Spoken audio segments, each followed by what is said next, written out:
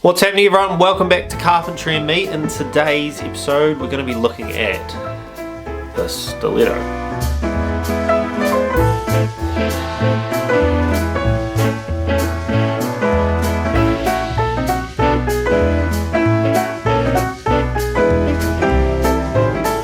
So I got given the stiletto to try out, test, not to keep, but what I'm going to do is compare it to some other hammers first so that we have a sort of baseline. First, let's do some weights and some measurements.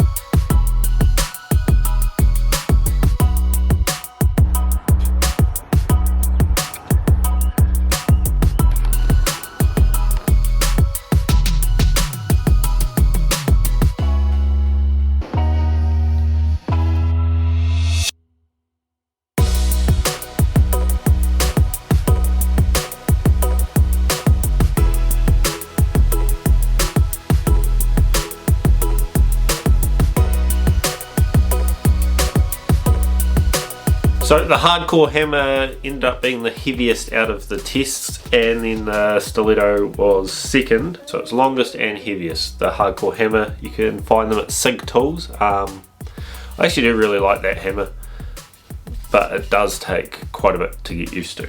After researching this, so I got this for $250, which I thought was quite a bit of money at the time, which was 2.5-3 years ago maybe. Anyway, it's now $650. I'll put a wee screenshot up here of that price. So this now sort of has to go up against the premium hammers. Out of my Eastwing, which was my first hammer, this hardcore, and the Vaughan California framer, I'd say the Vaughan California framer is what I'd recommend if you were wanting to try a timber handled hammer with a steel head. I do think that this is the better hammer, but it is almost twice the price. So if you're just wanting to try it out, start with the Vaughan California framer. So the magnetic starter on this isn't as good as the others.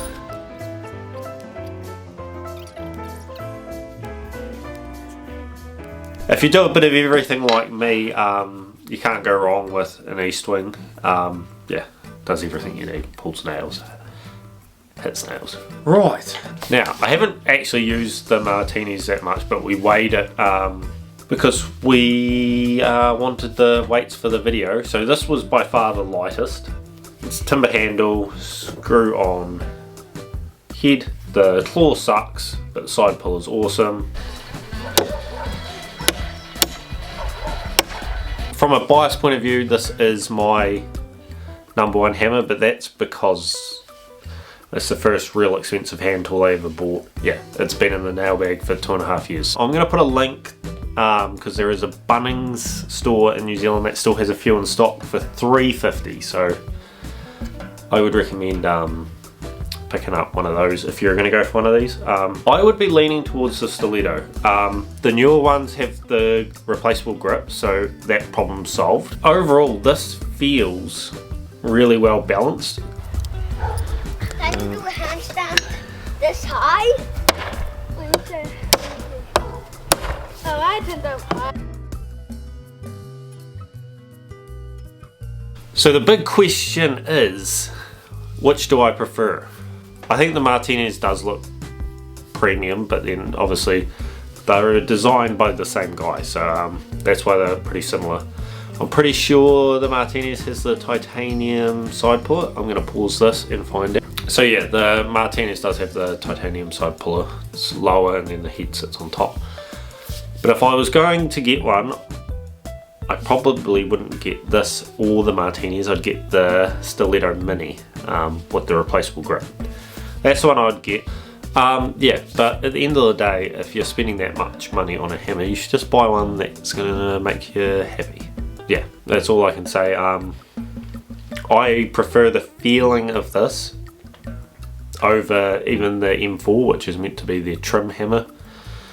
But this might not be for everyone, obviously, and then also I still would go for the mini option rather than that, and I'd want the replaceable grip. I think it's the grips on these that bugger out.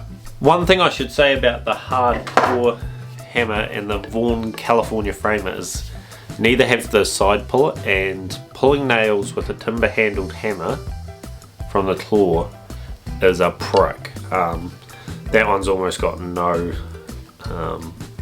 claw space, so it's useless, but that side puller, it's premium.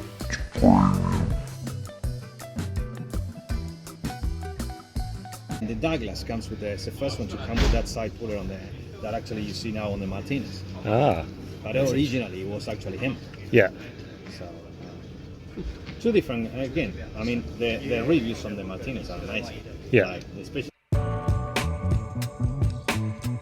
So the day that this got dropped up to site by the reps, got a big beam of Oregon, and then just started driving nails and comparing it with what hammers we had on site. I think I was using the Vaughan Deluge, and then we obviously had the Vaughan California framer, and this thing was just smashing them in. It does perform very well, and it's I just can't hit it with this fucking thing. This is embarrassing. Let's switch hammers. Like this. That's weird, huh? If you want something that's going to drive a nail in quick, this thing is legit. Probably overkill for what we do. This stage, it's looking like I would go for a Stiletto Mini if I had the coin for it, but I don't, so I won't. That was Carpentry and me, another episode on hammers, just a wee short one. These three are the hammers that I own, and this is the hammer that I've been lent to test. Let's see if I can hold that without looking awkward. So yeah. Also, I didn't mention, this has a wee steel face on the head, so it's not full steel, it's titanium up until that line there that you can sort of see. Good long claw space. All in all, don't think you could go wrong with that, especially if it's the ones with the replaceable handles. So or grips, I should say, replaceable grips. Yeah, that's what I've got to say for that. Anyway, peace out. I bounced off my head. Yeah. What? That's your hand. A nail.